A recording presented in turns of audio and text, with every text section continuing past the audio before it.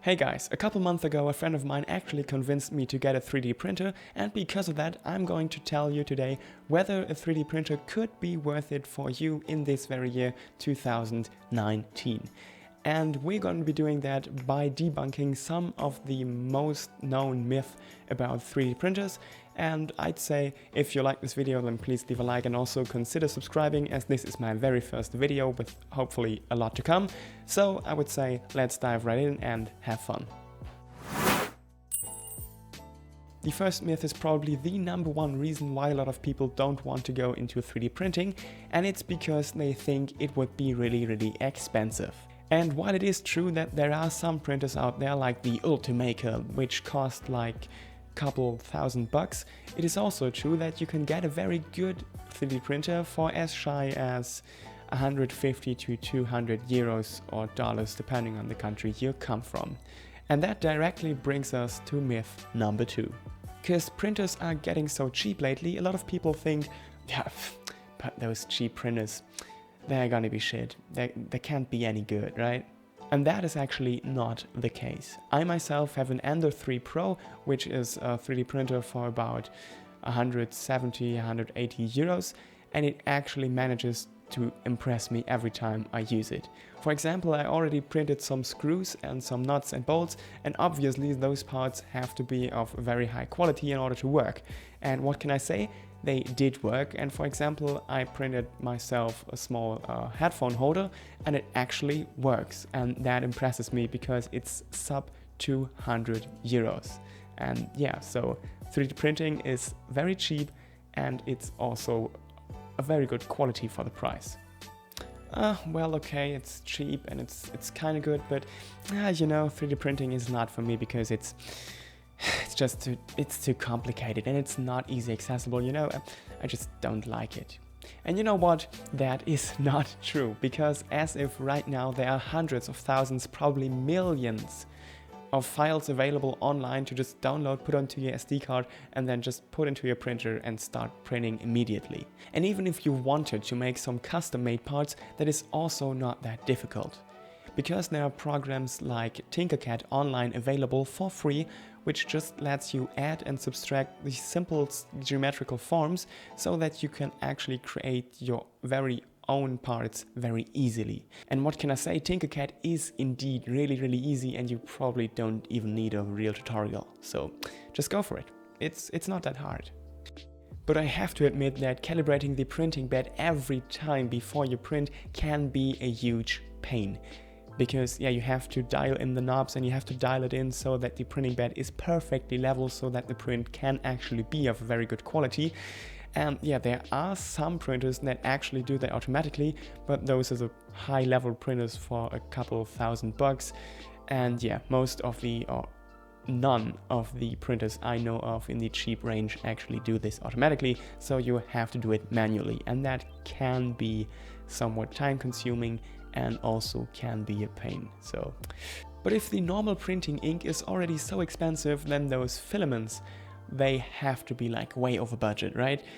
And as you probably can guess right now, this is also not the case, because right now you can get 1 kilogram of white filament, which is PLA filament by the way, for just about 20 euros or 20 bucks depending on the region, and that equals 2 cents for 1 gram of filament, which is really not that much. For example, you can actually get yourself a headphone holder for just about $1 or $2, which is something that not even Amazon can do for you. So yes, 3D printing your own parts is in the most cases actually cheaper than buying stuff online, which is really amazing. But now it's time to get to a more serious topic, and that is the topic of the environment, because there is the myth that 3D printing is actually bad for the environment. And what can I say? That is actually true, because most of the 3D printers out there today are actually using filaments which are made of some kind of plastic. It is to note, however, that not every filament is the same. For example, there is PLA, which is actually considered to be quite good for the environment because it's biodegradable. But there is also to note that even in PLA filaments, there can be some additives which are not biodegradable.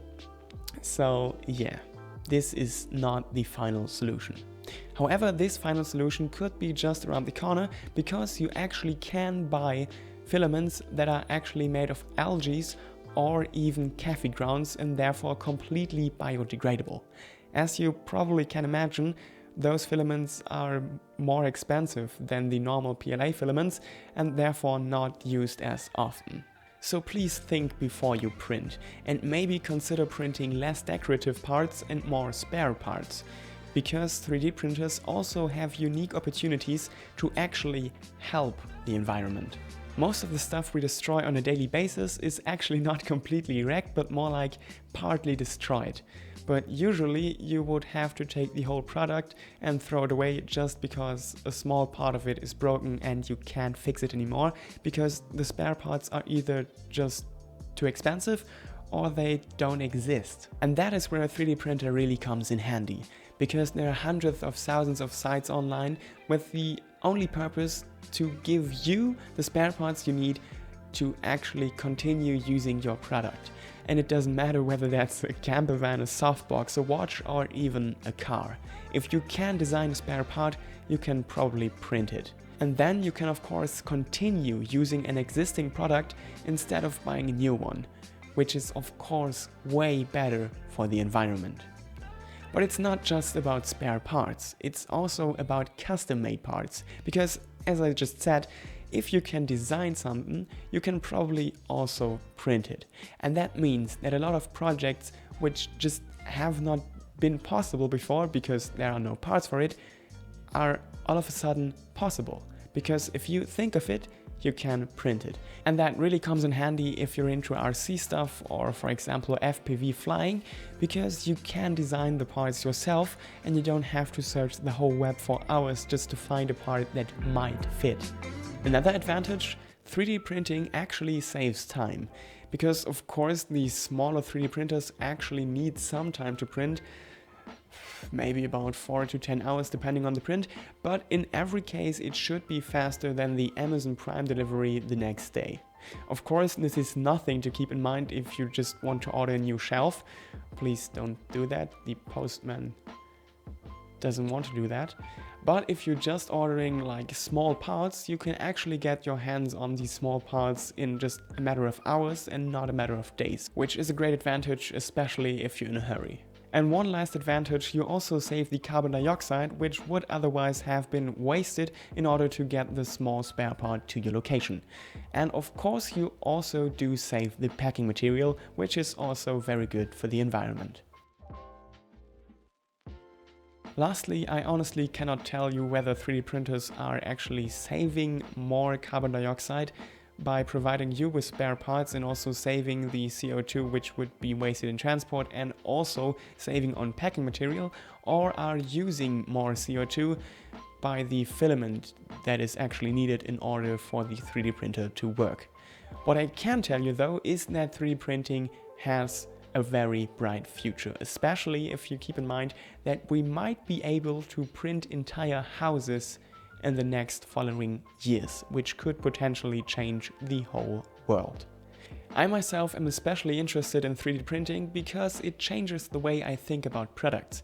Because in the past, if I had a problem, I had to go out and look for a product that is solving my problem and go on and buy it. But if I have a 3D printer, I do not have to think about finding a solution, but building the solution myself and coming up with an actual solution. That means that I'm no longer a passive consumer, but more like an active inventor and problem solver. And for this change of mind itself, I really like 3D printers.